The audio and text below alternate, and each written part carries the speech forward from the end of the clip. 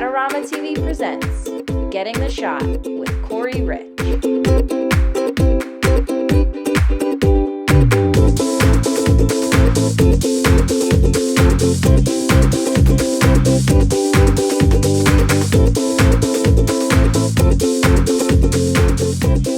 Hi, I'm Corey Rich. You're listening to Adorama TV. Adorama is the place that I go to buy all of the equipment that I use in the field, whether that's still photography equipment, video equipment, tripods, stands, lighting equipment. Bottom line, they're my one source for anything photographic, video, or lighting.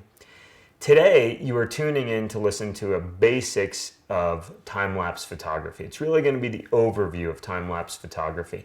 If you're interested in kind of that higher level, which is motion control heads, sliders, HDR time-lapse, tune in down the road because we'll do an advanced time-lapse photography video. What it really starts with is the fundamental question is, what is time-lapse photography?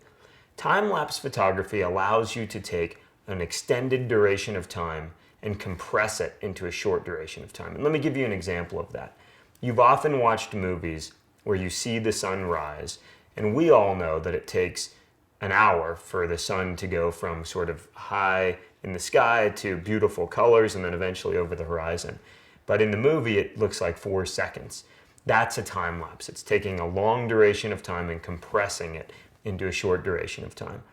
Now, you can use time lapses to show anything from sunrises to sunsets, star trails in the sky, clouds moving across the sky. You can even do really radical things like show the changing of seasons. And what I'm going to do today is provide the fundamentals of how do you do that with your Nikon D800 camera.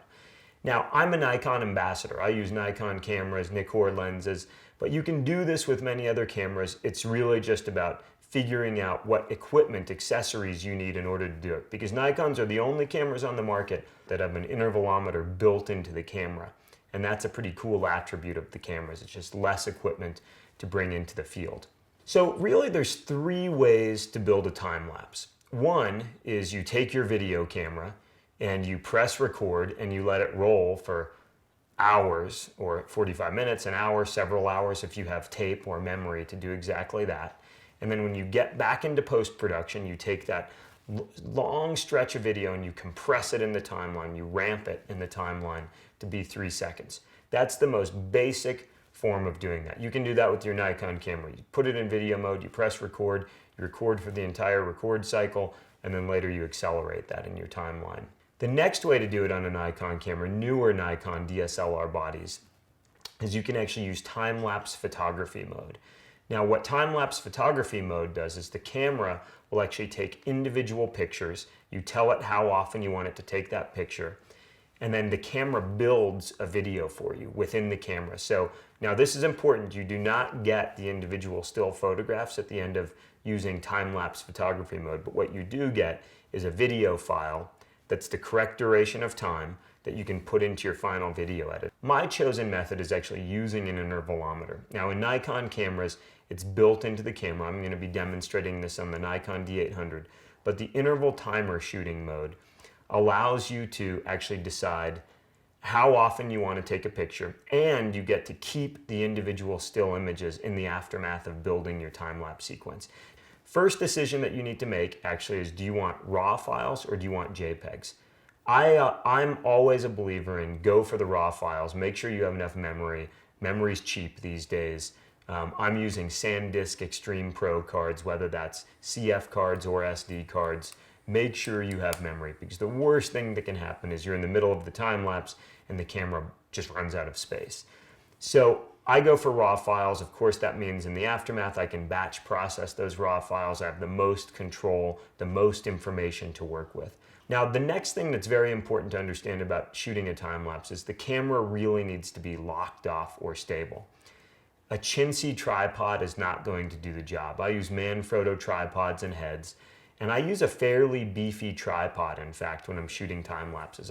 Oftentimes I'll set the tripod fairly low to the ground, or I'll even weight the tripod to make sure that it's not blowing in the wind. And in fact, I'll take the camera strap off of my Nikon D800 just to make sure it's one less thing that's blowing in the wind and can actually affect the camera. I don't want the camera moving subtly because you'll see that in the aftermath. Now, one of the most common mistakes people make when they first go and shoot a time lapse is they leave their camera in autofocus mode. And every time the camera goes to take a picture, the camera searches for focus and sometimes gets lost in focus or focuses on a cloud or a bush in the foreground. You're going to pre-focus your camera and then you're going to put the camera into manual focus mode. You can do that on your lens or you can do that on the camera body. The next decision that you're going to make is around exposure. Do you want to be in manual exposure or in auto exposure mode? Now, the advantage to manual exposure, for example, when shooting in bright sun, is you know what that exposure is. The clouds are moving through the sky, big puffy clouds. You expose for the highlights and you just let the camera rip, and the camera never gets fooled by going in and out of shadows. Now, during a sunrise or a sunset, the advantage to a manual mode is that it allows the sky to go from bright to dark or from dark to bright. Now, on the other hand, the beauty of an automated mode is that it allows you to shoot a time lapse, for example, that transitions from daylight to sunset to the moon coming up and then seeing star trails in the sky. Let's have a look at the back of the Nikon D800 and actually go into the menu and have a look at how we set the intervalometer on the camera. You're going to go into the camera menu. There's the interval timer shooting mode. So it says choose start time, and I really like this feature. This means we can do it now, or we can actually tell the camera to start shooting the time lapse in 3 hours, 2 hours, 4 hours. So we're going to say now, and then you have a selection right now, which is the interval. And so it's really broken down by hours, minutes, seconds.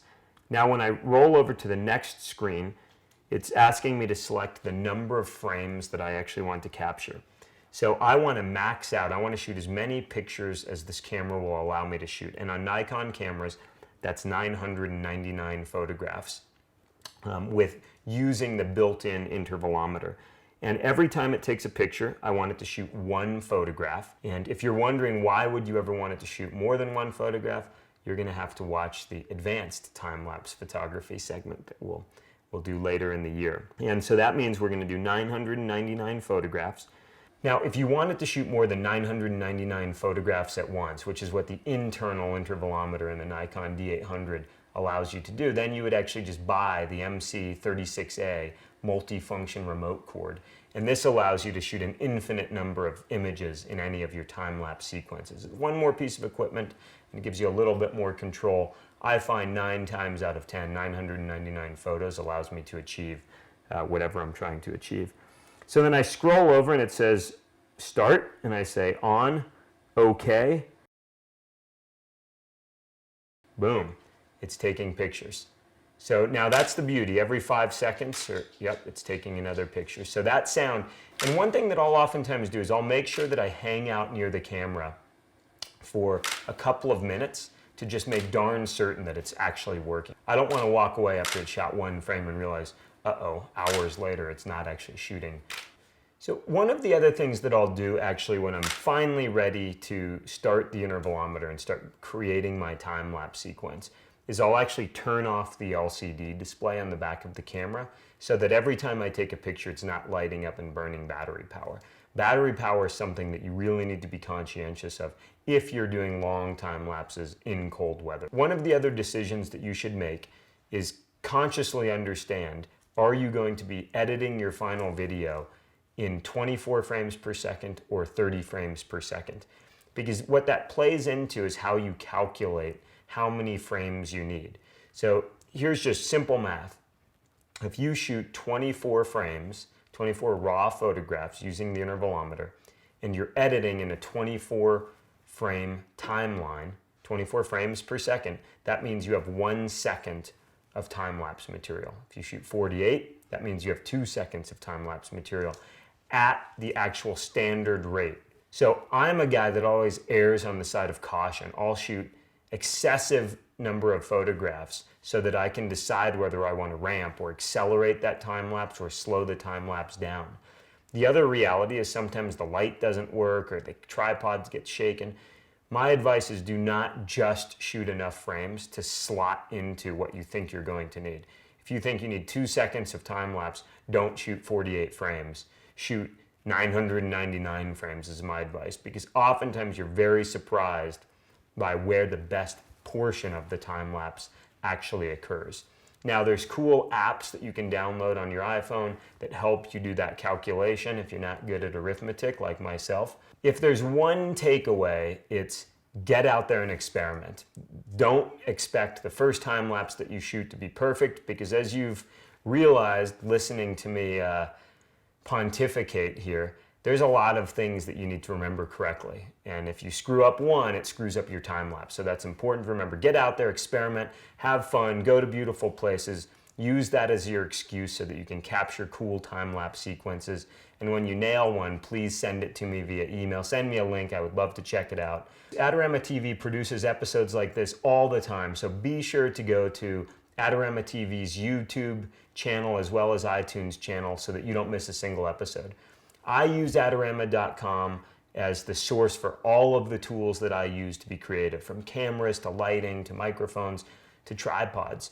So if you're looking for those tools to go out and create time lapses, you know where to go, Adorama.com. I'm Corey Rich. Thanks for listening, and please tune in next time.